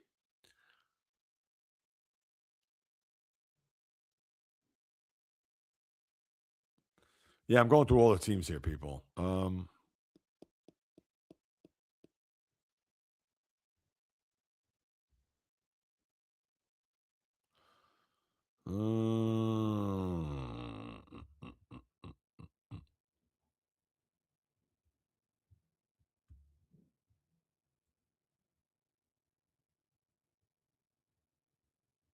Yeah, I don't know. I'm going through all these teams, people, and it's just like, because forget about the teams. Jalen Waddle in the division, no. Garrett Wilson in the division, no. Cowboys, nobody there. Giants, no Malik Neighbors or Wan'Dale Robinson. Eagles, AJ Brown, that's not going to happen. Commanders, yeah, I know my silence is deafening, but yeah, I'm going through all these teams, and there isn't. Now, one guy who's a free agent, but they got 100 tight ends, is Isaiah Likely.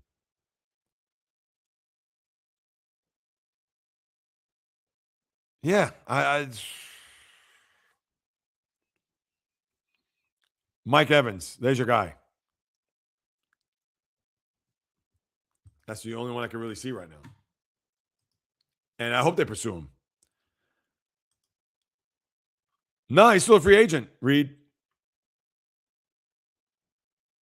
Wait, let me scroll up here. I missed some of these comments. Hold on.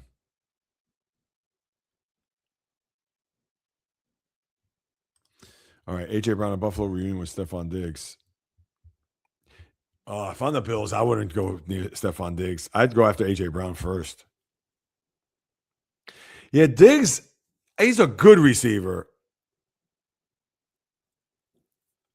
Yeah, but to me, he's not elite. And they need an elite receiver. They need a guy that's going to be reliable because these Keon Colemans, they traded for Amari Cooper, and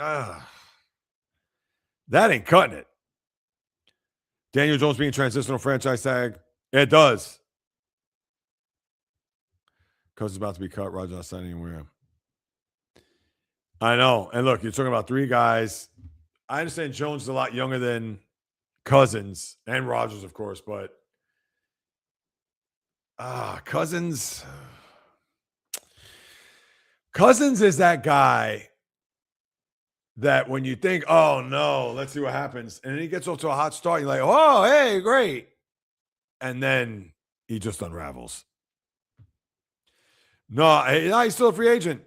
Let me double check that. Because I looked at the list yesterday.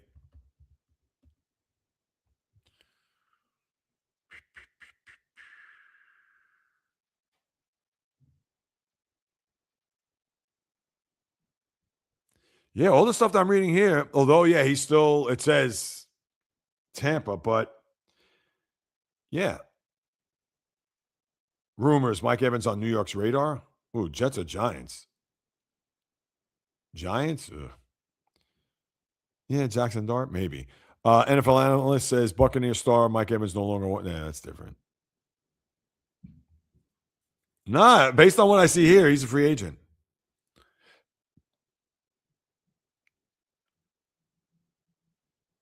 And by the way, his career numbers, I think, yeah, Mike Evans, yeah, he's a Hall of Famer. Wait, how many touchdowns? Oh, yeah, Mike Evans, he's going to be a Hall of Famer. 10 straight 1,000-yard years. 866 catches. He has to get to 1,000, I think. Yeah, no, look at those numbers, man. 13,052 yards. He had 1,000 up till last year. 10 straight, 11, I think. Wait, hold on. 1, 2.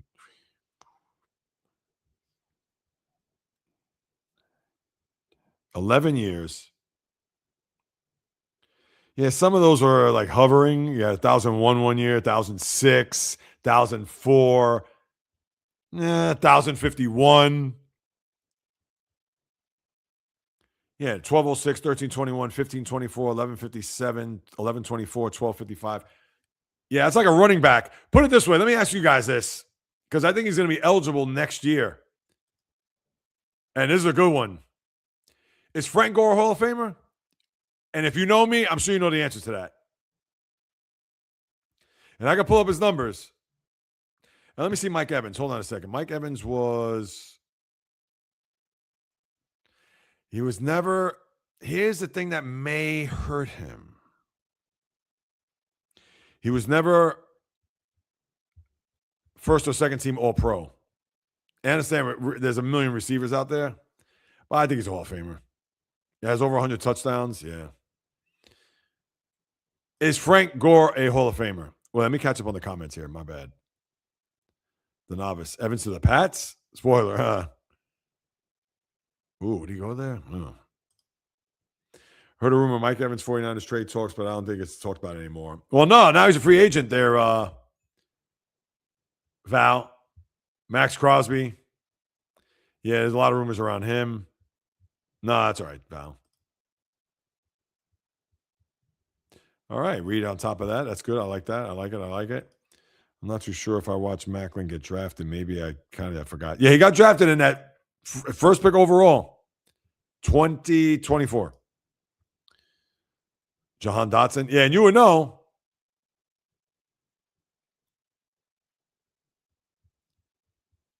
Sleeper wide receiver. Oh, so he's a free agent too, Jahan Dotson? Gore has to be. His numbers. Well, here's the thing. His numbers, but he's a compiler, though, man. And that's the thing that may hurt Evans, because Evans was not a first or second NFL All-Pro. All right, here we go. Seeing a lot of these years, just like Evans, too. Yeah, his second year in the league, monster year. 312 attempts, 1,695 yards, 8 touchdowns. Was he second team All-Pro? I need to know that. He was. At least he has that on his ledger. But after that, look at these numbers. 1102, 1036, 1120. In 2010, he was hurt, 853. Then 1211, 1214, 1128, 1106, 967, 1025. And then those last few years were just, and I understand he rushed for 1,000. 1, 2, 3, 4, 5, 6, 7, 8, 9 times. He's a compiler. He's going to get in, though. 16,000 yards, 81 touchdowns. If he had 100 touchdowns, I understand he was an All-Pro once. In my eyes, he's not a Hall of Famer. I wouldn't put him in.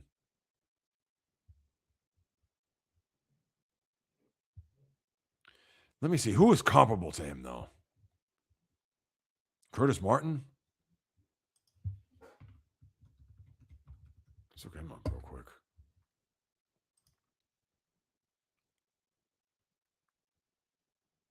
Curtis Martin, look at that. In his next to last year in the NFL, led in attempts and rushing yards. And Curtis Martin's in the Hall of Fame, is he? Yeah, he is. One-time All-Pro, just like, and it had to be that year, I guess. 2004.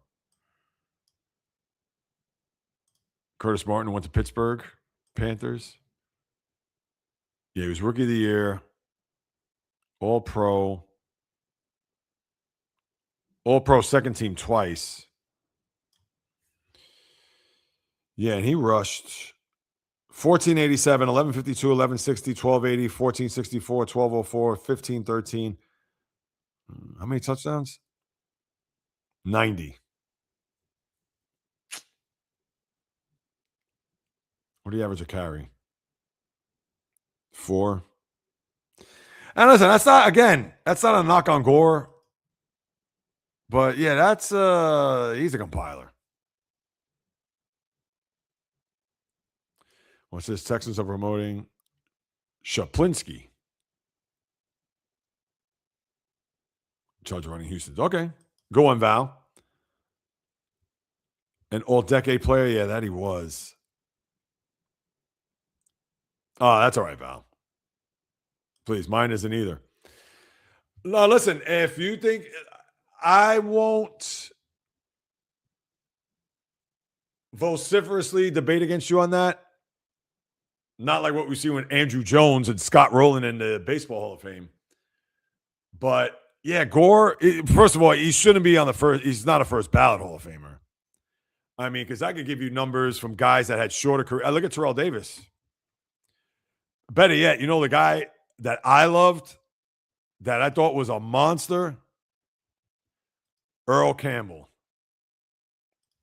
And that guy, and unfortunately, he was a guy, he was so fast. He made people miss because he was fast. He didn't make people miss like Barry Sanders. I know. And he got his MVP. He got his Hall of Fame in those first 3 years. You see the black type by this guy's name in the first 3 years? First of all, did he do that in his rookie year? I mean, it was the second year. I think it was the second year. Earl Campbell was MVP 1 year. Rookie of the Year. He had the famed Monday night game, as you know. Yeah, it was Offensive Player of the Year, first team All-Pro. In the first 3 years in the league, he was first team All-Pro, won an MVP in his second year. I mean, this is dominance. Remember, I'm talking about these running backs. 1,100, 1,000. Well, Mike Evans was 1,000. But 1,100, 1,000 this, 1,000. Earl Campbell in his first 3 years in the league, 1,450 rushing yards, 1,697, 1,934, 1,376. Led in rushing those 3 years, led in attempts in his third year, led in touchdowns 2 years, and then when he won the MVP, 19 touchdowns. Averaged 96, 108, 106, and in his third year, he averaged 128 yards. I mean, the guy was just, come on. I hate to say this, those 3 years, alone is better than Frank Gore's career.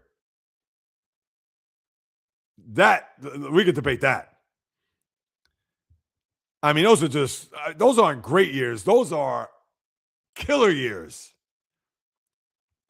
Black type in attempts, 3 times in yards, two in touchdowns, and 3 in yards per carry or yards per game, and 1 yards per carry.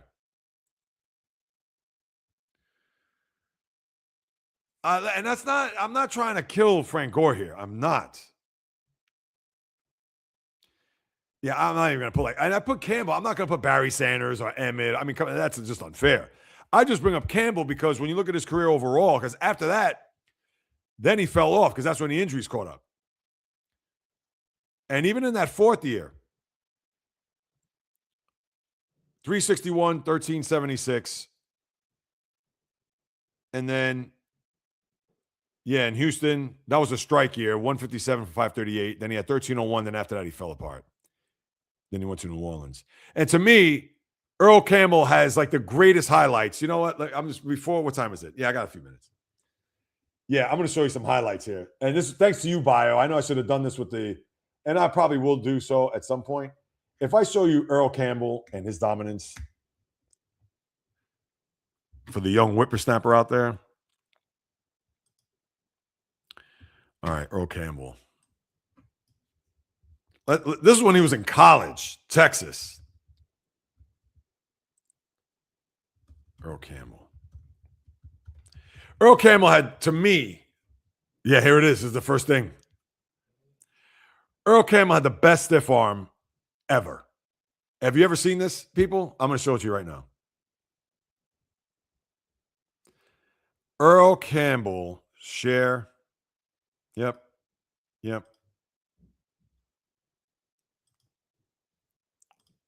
Watch this, my good people. I know it's a little bit blurry. Watch this. That's him, number 20. Watch the stiff arm. 5 yards he carries this guy. Yeah, once more. Yeah.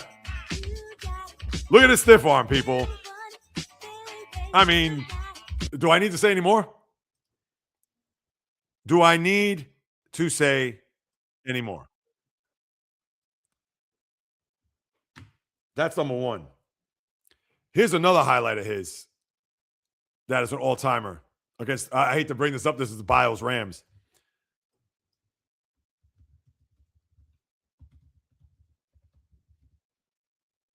Yeah, Earl Campbell tearaway jersey. I got to type is Earl Campbell and all this stuff comes up. Oh, is this with the original commentary? Yo. Check this out, people. All right, let me put this on pause. This is one of the great runs of all time. And then, of course, there's the Jack Tatum at the goal line. I got to show you that. Jack Tatum, rest in peace. Where is it? Is this it? Yeah. For the Oilers, recovering that block kick, they're down to the Ram 22. Oh, that's Vin Scully on the call. Watch this run. 10-3 Los Angeles, and here goes Earl Campbell. Head and chest, runs this guy over, and now watch this. On his back. Beautiful. Oh. They're going wild in Houston. Oh. Everybody's happy. This guy was a beast. Well, and then you're gonna see. I mean, look at it. This is head right in his chest. Watch this. Tony Dorsett. Oh. Boy, did he hit Robertson. Earl Campbell is strong. You better put respect on that guy's name. I understand he didn't have the long career. I understand he doesn't have the gaudy, complete rushing yards, as far as like he's in the 15,000s and et cetera. But yo, if somebody were to tell me, hey, if I'm starting a team tomorrow, and Earl Campbell's on my team, I'd be like, I got you. You got it. Yeah, let's get the Jack Tatum one. Yeah, don't get me started with it. I could just do a live stream, and maybe I will do that. You say, JAYREELZ, what about this? And I'll just put highlights up all day. And this is all on YouTube, so I can't get copyrighted. And I'm not putting up full games. And even if that was the case, Earl Campbell, Jack Tatum. And Jack Tatum, was a vicious hitter.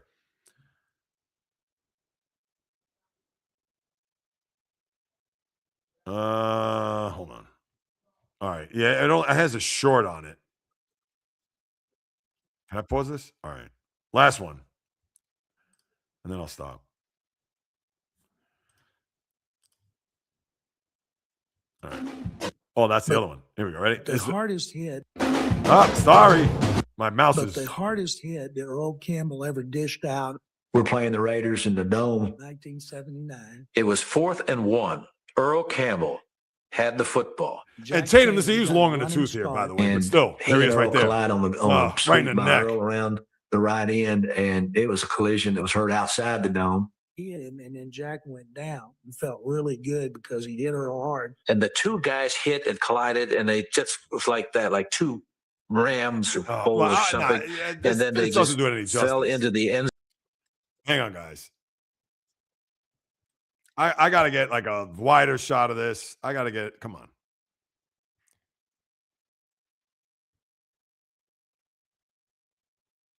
They don't have this?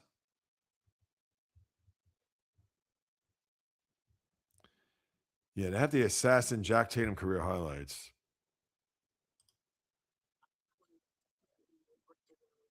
All right, yeah, I don't want to bore you with what you call it, so hold on a second. Yeah, you see, you get me down the rabbit hole. Forget about it. I'll be here all day. All right, let me get to some of these comments here. I see a few. I see you, Fuqua. Oh, that's all right there. More yards. I know.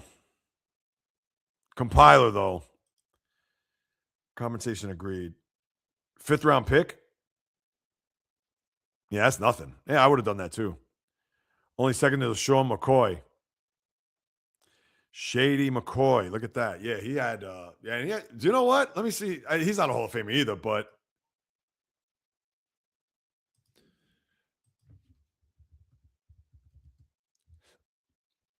yeah, and by the way, LaShawn McCoy, I know he's gotten into the podcast game and all that. Yeah. Not good. Yeah, he led in rushing one year. 73 touchdowns. 1607, 1319. Nah. Yeah, he's not a Hall of Famer, but yeah, no. Gore had a better career. Longer career, of course. But then Gore had a longer. Please. Gore probably had a longer career than. What it was Emmett. Emmett was 89 to 04, maybe. That's 15 years.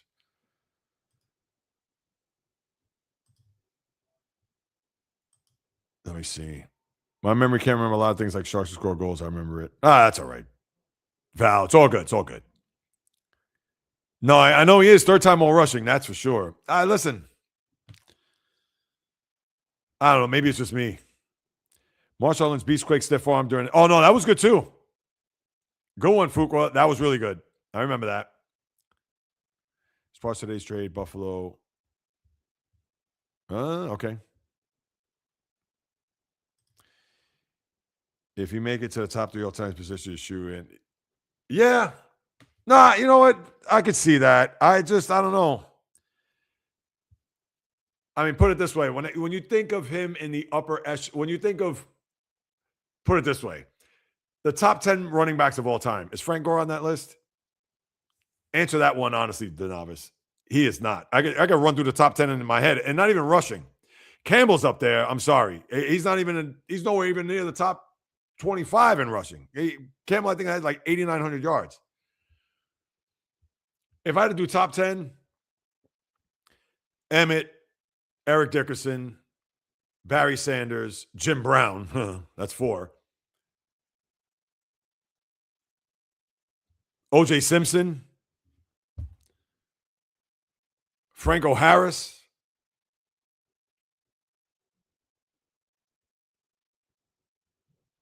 Did I say Barry Sanders? I think I did, right? Let's do that again.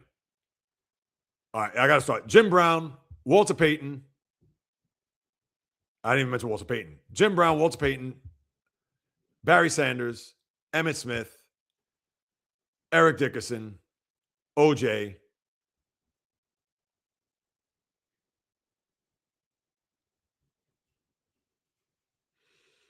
Do I got to go in the rushing list now? I don't want to. Do I put Adrian Peterson there? He was no joke, though. Listen, Adrian Peterson was better than Frank Gore. Do I put Curtis Martin ahead of him? Or Jerome Bettis? I guess you have to. I understand he has more yards than those guys, but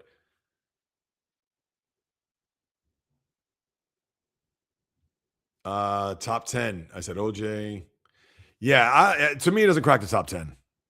You know what? Here it is. And Derrick Henry's out of lot. Derrick Henry's going to be in the top 10 before it's all said and done.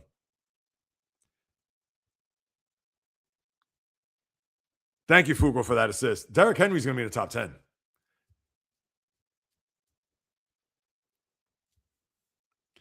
No, it's a good debate. That's why we're here. Oh, you got that right, Reed. If Bo Jackson wasn't injured, he would definitely be on that too. Thank you, Val. Fun fact. Oh, look at that. That is a fun fact. Good one. Yeah, Jim Brown. Oh, Marcus Allen is another one too. Yes. Thank you, Reed. No, Jim Brown. I mean, listen, you can't have a running back list. Jim Brown has to be first. I understand they got more yards, whatever, but Jim Brown, I would have to think, and I never watched him, obviously. And most football experts say Jim Brown is the best football player ever. Ever. No matter what position. And you know what? I agree. That was men against boys, that guy. If we thought about it like that, no current players would get in there. Yeah, no, without question. Well, no player. Yeah, I get it. But that's me. I'm a small guy room. See, I'm the same guy, the novice, that Craig Biggio got over 3,000 hits. He's in the Hall of Fame. In my eyes, he's not a Hall of Famer. Good one, Dermot Thomas. Dermot Thomas top 10? I don't even think he cracks the top 10, though. Yep. And he also ran over Brian Bosworth that same game, too. And Bio, you're right. Gail said that was Barry Sanders before Barry Sanders. Absolutely.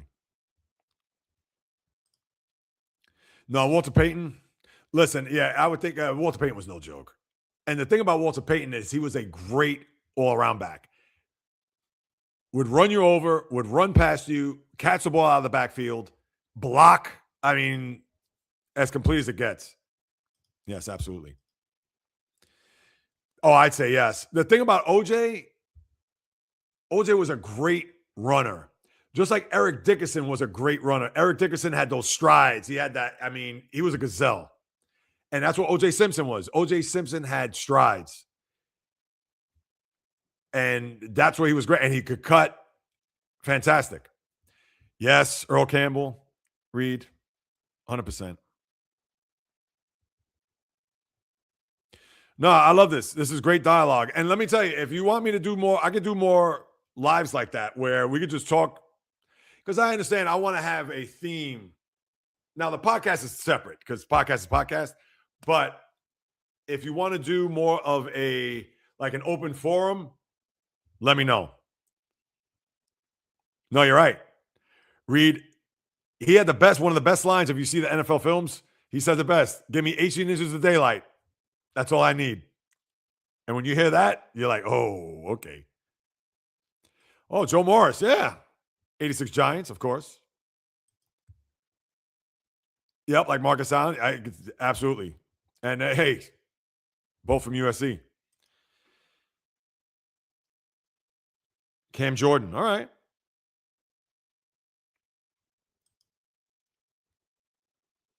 Yeah, he's been around a long time, Cam Jordan. Absolutely. All right, guys, let me battery's low. Yeah, it's over there.